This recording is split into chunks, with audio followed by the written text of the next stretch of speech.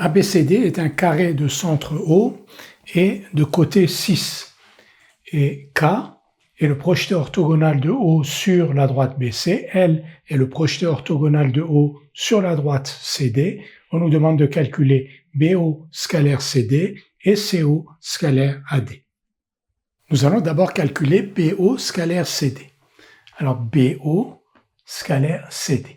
Et on voit tout de suite que C est le projeté orthogonal de B sur CD, sur la droite CD, et que L est le projeté orthogonal de O sur la droite CD, donc que le vecteur CL est le projeté orthogonal du vecteur BO sur la droite CD. Si le vecteur CL est le projeté orthogonal du vecteur BO sur la droite CD, BO scalaire CD est égal à CL scalaire CD. On remplace BO par son projeté orthogonal CL sur la droite CD. Il nous faut maintenant calculer CL scalaire CD. Alors, CL et CD sont collinaires, les points D, C et L sont alignés. Alors, ce point L, c'est le projeté orthogonal de O sur CD. Dans le triangle isocèle DOC, il est isocèle parce que OD égale OC, OD et OC sont chacun égal à la moitié d'une diagonale de ce carré, donc OC égale OD, le triangle DOC est donc isocèle en O, OL est la hauteur issue de O de ce triangle, et donc comme le triangle est isocèle, cette hauteur est aussi la médiane issue de O.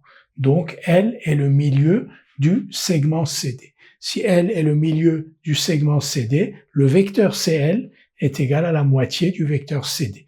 Et CL scalaire CD est égal à 1/2 fois CD scalaire CD. CD scalaire CD, c'est la norme de CD au carré, c'est la longueur de CD au carré, et comme la longueur de CD est égale à 6, on va donc avoir CL scalaire CD égale 1/2 fois 6 au carré, c'est-à-dire 18.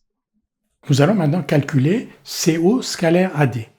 Alors CO scalaire AD. On voit que l'on a le projeté orthogonal de O sur BC et qu'on n'a pas de projeté orthogonal de O sur AD. Mais BC est égal à AD puisque ABCD est un carré. Donc CO scalaire AD égale CO scalaire BC.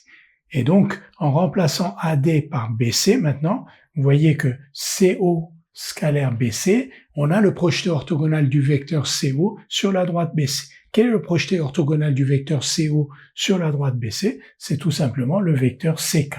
Le projeté orthogonal du vecteur CO sur la droite BC, c'est le vecteur CK.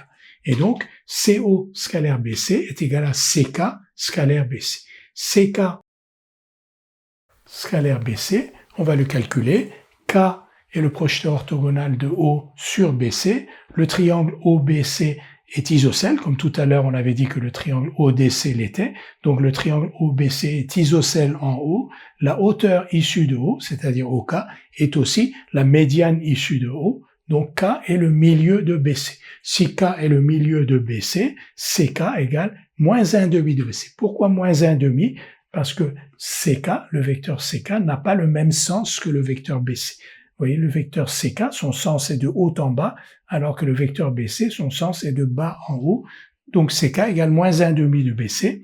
Donc CO scalaire AD, que l'on cherche à calculer, on a remplacé par CO scalaire BC en remplaçant AD par BC pour pouvoir utiliser les propriétés des projetés orthogonaux. CO scalaire BC, c'est la même chose que CK scalaire BC. On a remplacé CO par son projeté orthogonal CK sur BC. CK scalaire BC, c'est moins 1/2 de BC. Scalaire BC, c'est donc moins 1/2, norme de BC au carré, c'est-à-dire moins 1/2 de longueur de BC au carré. Et la longueur de BC est égale à la longueur de AB, puisqu'on a un carré de côté 6. Donc moins 1/2 fois 6 au carré, moins 18.